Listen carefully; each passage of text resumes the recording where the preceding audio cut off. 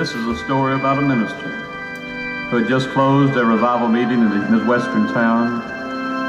And when he stepped on the train, he sat down beside a young man.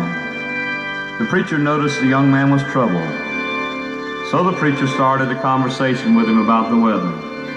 He didn't get an answer right away, so he turned to the young fella, only to find he had tears streaming down his face. He said, "Son, I'm a minister, and I'll be glad to help you any way that I can." The young man, through his tears, proceeded to tell the preacher his story.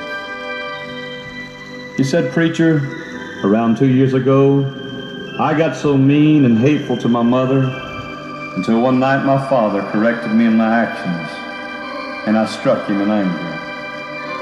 So my daddy said, 'Son, we can't control you any longer, and you're breaking your mother's heart.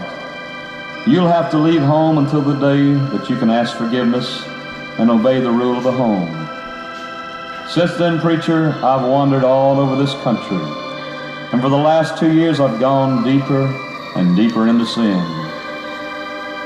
But then about 3 weeks ago, I went to a little church in a revival meeting, and there I went to an altar where the Lord gloriously saved me.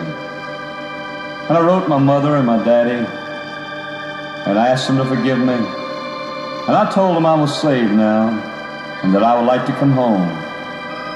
And preacher, I told them I'd be on this train. And this train passes right by my house. And out in the backyard of my house, there's a big old apple tree.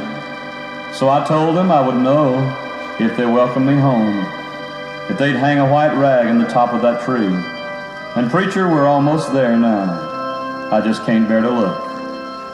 The minister said, "Well, son, let me look for you." He turned to the young man with a big old smile and said, "Son, you don't need to worry anymore. Why, that old apple tree has white rags hanging all over it. It's in full blossom.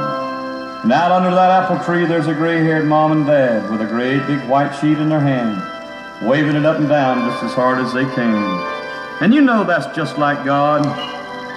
No matter how mean we've been, no matter how deep in sin we've gone, if we'll come home as this young man has done and ask God to forgive us for Jesus' sake, because he died on Calvary's hill, God will forgive us and Jesus will receive us home."